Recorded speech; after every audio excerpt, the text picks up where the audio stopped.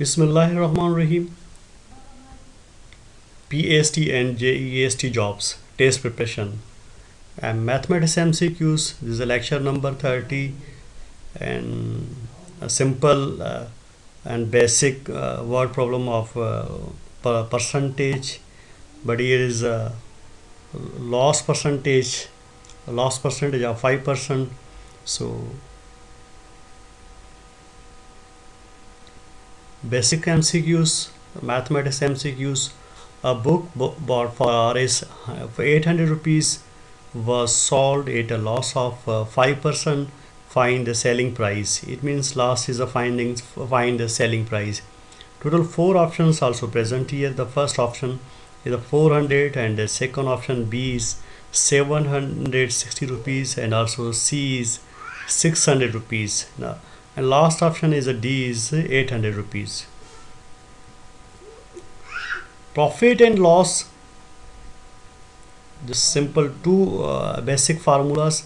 Here is the first formula is profit. Profit, it means the selling price minus cost price, and the second formula is here loss. The loss is equal to cost price minus selling price. इन दोनों फार्मूलों के मुताबिक profit और loss किस तरह से find किए जाते हैं. सो ये बेसिक्स फार्मूले हैं. तो चलते हैं आगे. A book bought RS 800 rupees was sold at a loss of 5%. Find the selling price. देखिए इस ऑब्जेक्टिव में हमें MCQs में ये बात बताई गई कि लॉस ऑफ 5%. चलते हैं वापस कि हमें loss is equal to cost price minus selling price. तो आप इस फार्मूले को याद कीजिएगा, आगे मैं यही यूज़ करूँगा. सो इनिशियली हम बात कर रहे हैं कि बुक की प्राइस टोटल क्या है. Here is the book price is 800 rupees. So this the book price is 800 rupees.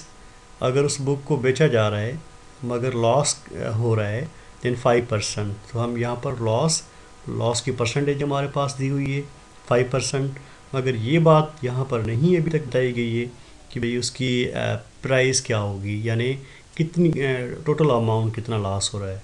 तो यहाँ पर ये बात हमें क्वेश्चन मार्क्स है.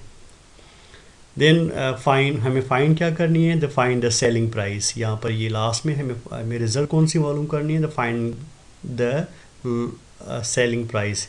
इनिशियली हम कौन सी वैल्यू यहाँ पर लेना चाहेंगे, 800 रुपीज़. सो 800 की हमें सबसे पहले 5% हमें लेनी पड़ेगी. देन द 800 की देखिए हम इनिशियली हम चेक करना चाहेंगे कि 800 की लॉस कितनी बन रही है. So 800 same, here is a multiply same, and then 5. बात करते हैं इस परसेंटेज सिंबल की. देखिए परसेंटेज को आप यूँ भी लिख सकते हैं, this percentage it means is equal to 1/100. तो ये very basic simple. The percentage की सिंबल जो है वो आप इसे 1/100 भी लिख सकते हैं. सो दिस अ परसेंटेज की चेंज करके देन 1/100 हम लिख रहे हैं यहाँ पर. 100 और 800 की टेबल पर दैट डायरेक्ट आप टेबल इस्तेमाल कर सकते हैं, 100 की भी टेबल इस्तेमाल कर सकते हैं. Here is 800. तो टेबल अगर हम इस्तेमाल करना चाहेंगे only 1 times, here is 8 times. So हमें जो रिज़ल्ट अभी मिल रही है 8, दिस मल्टीप्लाई, और लास्ट में हम यहाँ पर 5 लिख रहे हैं क्योंकि 8 और ये 5 ओनली 2 नंबर्स हमारे पास रह जाते हैं. अगर हम 8 को 5 से मल्टीप्लाई करें तो हमें रिज़ल्ट मिल रही है ओनली 40 इज़ आंसर. 40 आंसर जो अभी तक मिल चुका है वो से हम क्या कहेंगे, ओनली लॉस.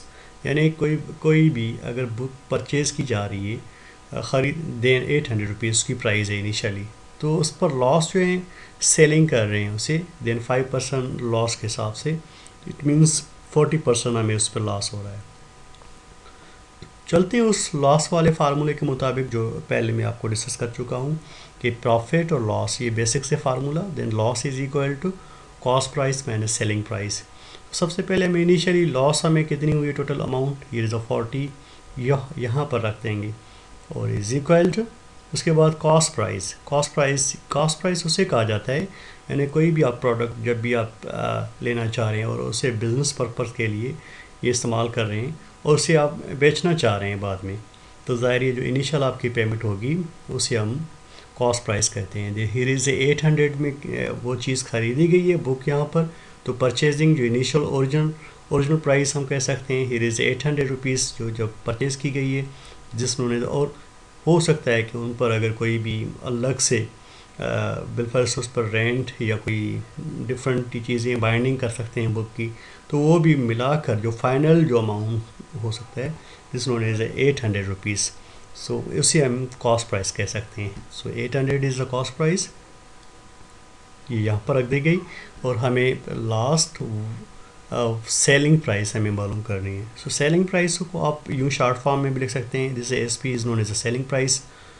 सो हमें फाइंड क्या करनी है, only S P selling price मालूम करनी है। तो जाहिर ही है आप सेलिंग प्राइस जो है यहाँ पर नेगेटिव आगे सिंबल नेगेटिव है।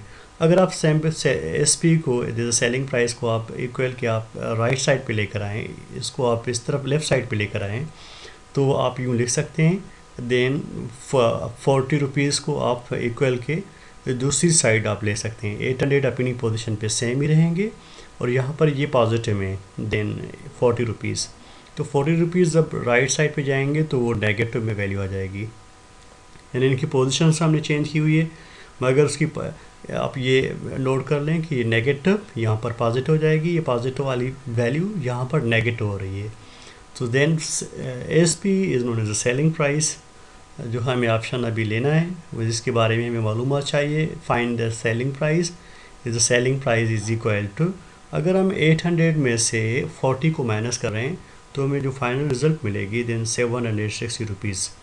तो ये फाइनल इस ऑब्जेक्टिव की रिज़ल्ट कि देखें कोई सी भी बुक हमने परचेज़ की और ख़रीदी है, देन 800 रुपीज़ उसकी ओरिजिनल प्राइस थी जिसे हम कॉस्ट प्राइस कहते हैं। अगर वही बुक हम 5% लॉस पर अगर हम सेल कर रहे हैं तो उसकी सेलिंग प्राइस कैसे मालूम की जाती है। इनिशियली इस प्रोसेस से हमें 5% लॉस जो हमें 40 रुपीज़ मिल चुका है और इस फार्मूले में हम पुट करेंगे और फाइनल हमें ये रिज़ल्ट मिल चुकी है। सेलिंग प्राइस उसकी क्या होगी, इज़ 760 रुपीज़। चलते हैं उस सेम फॉर्मेट पर जो पहले मैं आपको स्क्रीन पर दिखा चुका था कि अगर कभी भी हमें कोई भी इस तरह की फॉर्मेट मिल जाए जिसमें परचेज़ की हुई वैल्यू है, कोई बुक परचेज़ कर रहे हैं, कोई और चीज़ परचेज़ कर रहे हैं, ख़रीद रहे हैं, ठीक है, देन उसके बाद उसको अगर हम सेल कर रहे हैं देन यहाँ पर लॉस का फार्मूला इस्तेमाल किया गया है देन 5%।